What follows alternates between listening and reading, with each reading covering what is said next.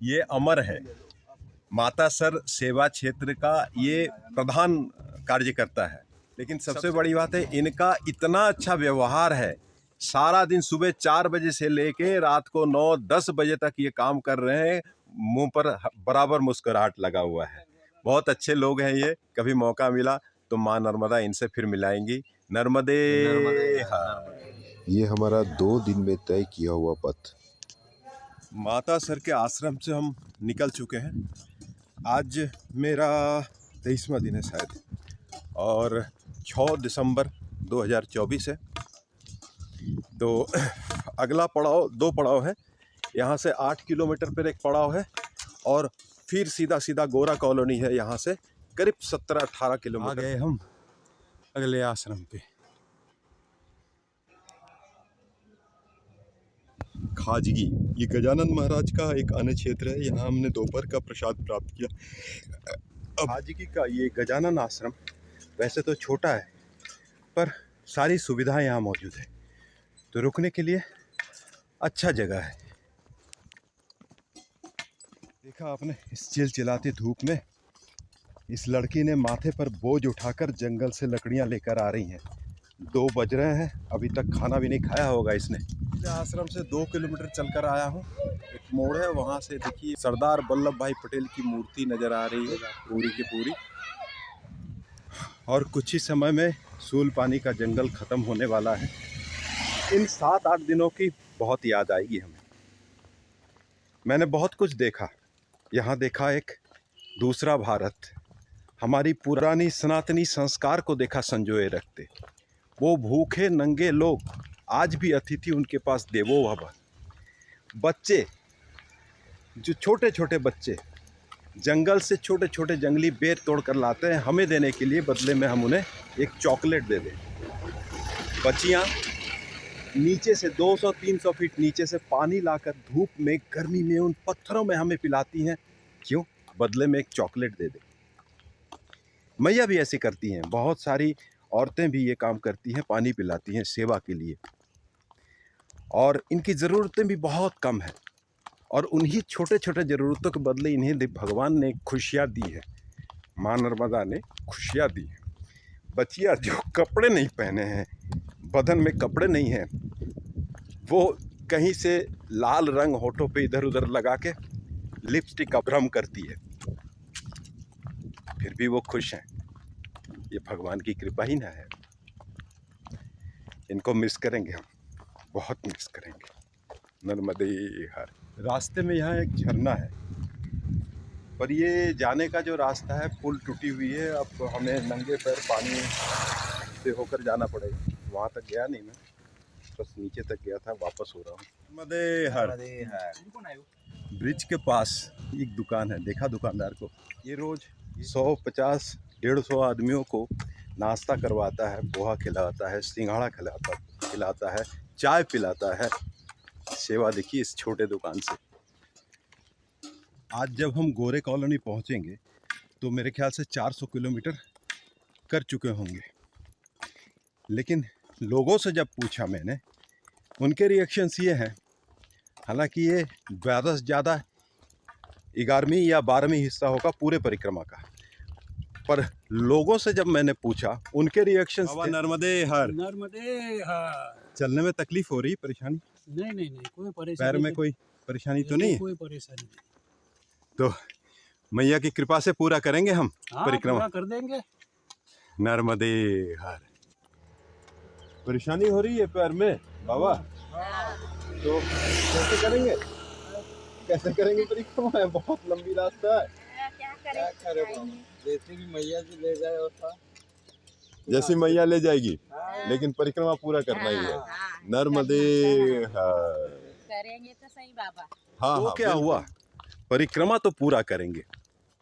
भाई चल नहीं पा रहे हैं, हाथ पांव से वो मजबूर हो गए हैं, फिर भी उनकी हिम्मत देखो। बूढ़ी माताएं हैं, वो भी कह रही हैं कि परिक्रमा पूरा करेंगे। घना जंगल है, पर राहत की बात यह है कि छांव बना हुआ है। अभी जो क्षेत्र हम छोड़े जा रहे हैं उसके अधिपति हैं स्वयं महादेव शूलपाणेश्वर। इनकी आदि मंदिर नर्मदा में समा गई है, पर जो नया मंदिर बना है उसके दर्शन करेंगे हम गोरे में। यहाँ से खत्म होता है सूलपानी। सूलपानी का अंत शूलपाणेश्वर वाइल्ड सैंक्चुरी। विदा कर शूलपानी हम बाएं चलेंगे गोरे कॉलोनी की तरफ। दाहिने रास्ता जाती है स्टैच्यू ऑफ यूनिटी और सरदार सरोवर डैम की तरफ। गोरा कॉलोनी अगोरा गांव, ये जगह इसलिए भी प्रसिद्ध है, लोग यहाँ स्टैच्यू ऑफ यूनिटी भी देखने आते हैं। नर्मदा के किनारे ये भारतीय आश्रम है गोरा, गुजरात में। आज हम यहीं अपना आसन ग्रहण करेंगे। बहुत सुंदर जगह है। भारतीय आश्रम के प्रांगण से दिखता ये नर्मदा, और उसी प्रांगण में बैठकर हम दोपहर का भोजन प्रसाद लेते हैं। नर्मदे आश्रम के आंगन के नीचे ही ये नर्मदा, ये आरती से पहले भजन हो रहा है।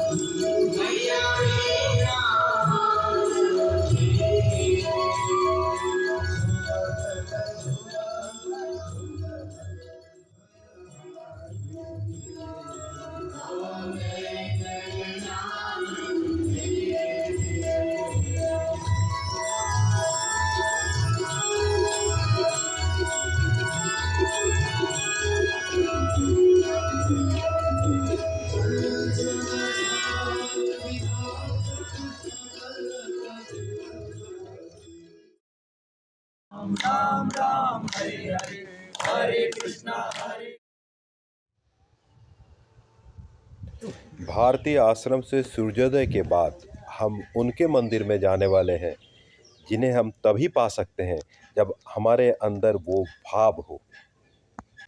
त्रय शूल निर्मूलं शूलपाणिं भजेयहं भवानीपतिं भावगम्यम। हमारे 3 शूलों को निर्मूल करने वाले शूलपाणी भवानीपति को हम अपने भाव से ही प्राप्त कर पाएंगे। नर्मदे हर। आज 8 दिसंबर 2024 है। मैं भारतीय आश्रम से निकल रहा हूँ अपने अगले पड़ाव के लिए। सामने हरिधाम आश्रम है, यहाँ भी बहुत लोग रुकते हैं। अभी एक दृश्य दिखाता हूँ। परिक्रमा सभी करेंगे, वैसे हो चाहे वैसे। यहाँ से हम दाहिने चलेंगे वरुणेश्वर शिव मंदिर। ये एक बांध है और ये वरुणेश्वर महादेव का मंदिर है। यहाँ इंद्र और वरुण दोनों ने एक साथ तपस्या की थी। इंद्र जी का शिवलिंग जिस पे उसने साधना की थी वो नर्मदा के गर्भ में चला गया अभी, और वरुणेश्वर महादेव जी यहाँ ऊपर रह गए, और इसी वजह से इस गांव का नाम भी इंद्र वरुण हो चुका है। ये वरुणेश्वर महादेव परिसर है, यहाँ अन्न क्षेत्र भी है, और ये वरुणेश्वर महादेव जी का मंदिर। वरुणेश्वर महादेव जी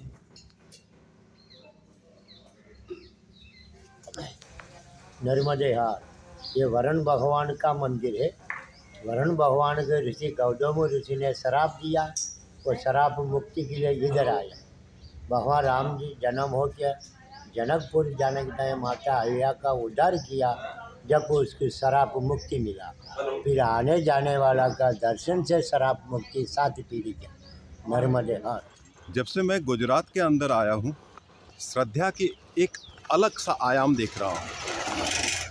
लोग जो नर्मदा परिक्रमाकारी हैं उनके प्रति एक अलग भक्ति श्रद्धा रखते हैं। कहीं भी जाओ 2-2 कदम पे उनको सेवा करने के लिए चाय पोहा लेकर बैठे हैं। एक ने तो मुझे अभी कंबल और एक पैकेट कम से कम 2 किलो का वो सामान था खाने पीने का, वो दिया। तो वो बाबा जी थे मेरे साथ, उन बाबा जी ने वो खिचड़ी का अपमान करा तो उनको रात भर बिस्कुट खाना पड़ा। देखो आप, यही मैया की लीला है। हाँ। अब तट के साथ साथ ही हम चलेंगे। तट पर एक मंदिर शायद यही हमारा रास्ता है। देव वैद्य अश्विनी कुमार जी का तपोस्थली और ये बैद्यनाथ। ओम नमः शिवाय, ओम नमः शिवाय, ओम नमः शिवाय। इस रमणीक वातावरण में ये दो मंदिर। बाबा जी इसके बारे में कुछ बोलेंगे। बाबा आप यहाँ के सेवक हैं बाबा? ये मंदिर अश्विनी कुमार का है और यहाँ अश्विनी कुमार ने तपस्या की थी। क्यों? सारे देवी देवता नर्मदा तट पे आए थे तो अश्विनी कुमार को श्राप लगा था। सूर्य के पुत्र अश्विनी कुमार। तो अश्विनी कुमार जी और व्यास जी दोनों आए थे। तो व्यासेश्वर महादेव उधर हैं और वैद्यनाथ है, मतलब यहाँ जो तपस्या करके नर्मदा तट पे अश्विनी कुमार ने अपनी खोज की थी जड़ी बूटियों की, वैद्य। तो इनका इसलिए भोलेनाथ का नाम पड़ गया वैद्यनाथेश्वर। तो ये वैद्य के रूप में अश्विनी कुमार ने तपस्या की और प्राप्त हुई जड़ी बूटियों की खोज की। इसके बाद में चमन यहाँ से गए मध्य प्रदेश, ये गुजरात है, फिर मध्य प्रदेश गए। तो वहाँ जाके जहाँ चमन ऋषि थे उनको जवान बनाए, उनको वो दिए, तपस्या करके तो गए ही थे। तो उनको योग शक्ति दी और सूर्य आँखों की रोशनी दी। तो ये अश्विनी कुमार का यहाँ का महत्व बहुत बड़ा है। तो ये भूमि का भी महत्व है और लोग आने जाने वाले दर्शन करते हैं हमेशा। हजारों वर्ष ये पुरानी लिंग है यहाँ पे। नर्मदा परिक्रमा, नर्मदा तट के साथ चलने का आनंद अलग है और ये आनंद बहुत दिन के बाद यानी कि ओंकारेश्वर के बाद हमें पुनः मिल रहा है। नर्मदा पर माइग्रेटरी बर्ड्स भी आ चुके हैं। शायद झाड़ियों में से जाना इसे ही कहते हैं। नदी की धार और हम साथ चल रहे हैं। बिंदु सिंधु सुस्थल तरंग भंग रंजितम विपत्सु पाप यात यातकारी संयुतम पितांत दूत काल भूत भीतिहारि वर्मदे तदीय पाद पंकजम नमामि देवी नर्मदे, नमामि देवी नर्मदे, नमामि देवी नर्मदे। इस नदी को भी जूते उतार के क्रॉस करने हैं।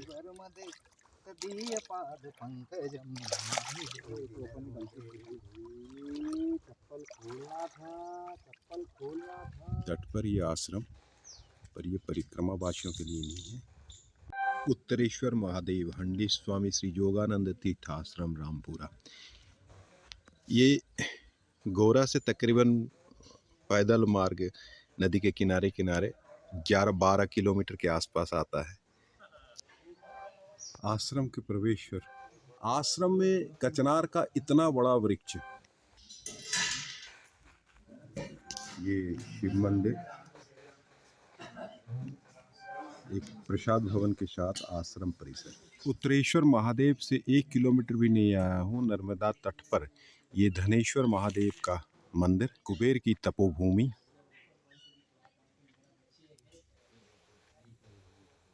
यही है धनेश्वर महादेव जी। उनके विपरीत तरफ बैठे हुए लोकेश्वर महादेव। और ये दोनों जिस मंदिर में है, ये मंगल देव की तपोभूमि मंगरोल का मंगलेश्वर महादेव का मंदिर है।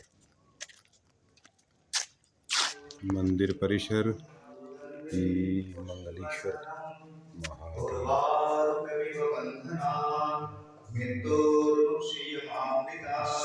यही मंगरोल का अन्य क्षेत्र है। अभी बज रहे हैं 4 और रास्ते में जितने भी पौराणिक शिव मंदिर हैं उनके दर्शन करते हुए हम आ पहुँचे हैं अभी तपोवन आश्रम। ये वहाँ से यानी कि गोरेगांव से करीब 15 किलोमीटर की दूरी पर है तपोवन आश्रम, उत्तरायणी नर्मदा तट। काफ़ी बड़ी आश्रम है। सामने ये विश्राम कक्ष है परिक्रमाकारियों के लिए, उनका गौशाला, पीछे नर्मदा। ये आश्रम परिसर है। इस आश्रम से लगा हुआ अगला आश्रम है रामानंद आश्रम। मैंने पूछा भाई इतना पास पास 2 आश्रम, बोले उत्तर वाहिनी तट है ना, तीर्थ क्षेत्र है, यहाँ तो कमंडल से कमंडल लगे हुए रहते हैं। ये देखिए आश्रम प्रांगण से दिखता नर्मदा। आश्रम से घाट का रास्ता, ये आश्रम का घाट, माँ नर्मदा। आश्रम के घाट पर लोग बैठे आरती कर रहे हैं।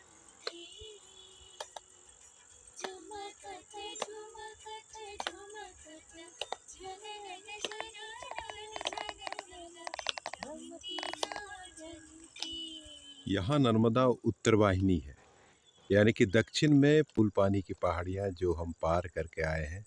उत्तर वाहिनी नदी ये उत्तर मतलब हिमालय की ओर दिशा करता हुआ जा रहा है, देवगति है, तो यहाँ पुण्य स्थली माना जाता है। कल से ऐसे और भी तपोभूमियों से होकर चलेंगे, आपको भी दर्शन कराएंगे। बने रहिए हमारे साथ। नर्मदे हर।